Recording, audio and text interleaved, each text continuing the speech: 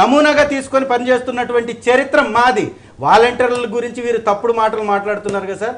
ఒక్క వాలంటీర్ ఖాళీ అయితే 5గురు అప్లై చేస్తున్నారు, వాటి కోసం కూడా పోటీ పడుతున్నారు. మరి అలాంటి వ్యవస్థ తప్పు అయితే ఇక్కడ తెలంగాణలో వాలంటీర్ వ్యవస్థ తీసుకొస్తానన్న కాంగ్రెస్ గెలిచింది, ఆ కాంగ్రెస్కే మీరు సపోర్ట్ చేశారు. అంటే ఎవరి విధానాన్ని హర్షించారు, యాక్సెప్ట్ చేశారు తెలుసుకోవాలి.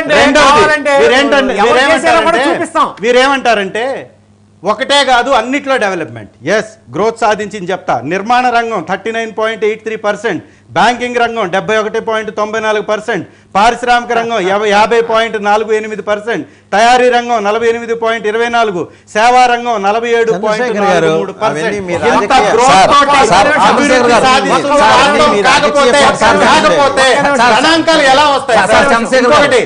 కేంద్ర ప్రభుత్వం అప్పుల గురించి ఏం చెప్పింది సార్? వీరు అప్పుల గురించి తప్పుడు లెక్కలు చెప్పారు. నేను తప్పు అంటే కాదు అంటున్నా.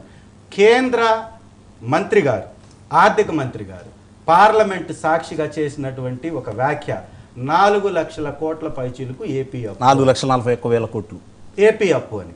వీరు చేస్తున్నటువంటి ప్రచారం 10 లక్షల కోట్లని. చంద్రబాబు నాయుడు గారు దిగిపోయే కాలానికి 2,63,000 ఉంది. దాన్ని మైనస్ చేస్తే 1,60,000 కోట్లు మాత్రమే మా ప్రభుత్వం వచ్చిన తర్వాత చేసినటువంటి అప్పు. ఎఫ్ఆర్బిఎం పరిమితులు ఉంటాయి ప్రతి రాష్ట్రానికి. ఎఫ్ఆర్బిఎం పరిమితులు ఎంత అండి? 50,000 కోట్ల లోపల 5 సంవత్సరాల్లో ఎంత అప్పు చేయగలుగుతారండి?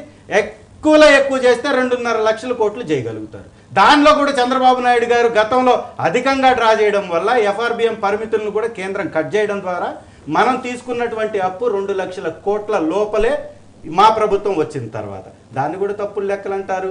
అట్లాగే నేషనల్ క్రైమ్ రికార్డ్స్ బ్యూరో ఇచ్చినటువంటి లెక్కల ప్రకారం 18వ స్థానంలో ఏపీ రాష్ట్రం ఉందండి. ఇది నేషనల్ క్రైమ్ రికార్డ్స్ బ్యూరో కేంద్ర ప్రభుత్వ సంస్థ ఇచ్చినటువంటి లెక్క. ఆర్బీఐ ఇచ్చినటువంటి లెక్కల్ని మీరు లెక్క చేయరు, కాగిచ్చేటటువంటి నివేదికల్ని లెక్క చేయరు, గ్రీన్ ట్రిబ్యునల్ వేసిన పెనాల్టీల్ని మీరు మళ్ళీ తప్పుడు ధోరణిలో మీరు ప్రజెంట్ చేసుకుంటారు. ఇది ఎక్కడ విధానం అంటున్నాం. మీరు చంద్రబాబు నాయుడు గారు అన్నా క్యాంటీన్లు పెట్టారండి. అన్నా క్యాంటీన్లు ఎవరు పెట్టారు సార్? ఒక స్వచ్ఛంద సంస్థ రామకృష్ణ మఠం ఏదో సబ్జెక్ట్ టు కరెక్షన్ వారి యొక్క ప్రోత్సాహంతో పెట్టినటువంటి క్యాంటీన్ నిర్మాణానికి ఎంత అండి? ఇస్కాన్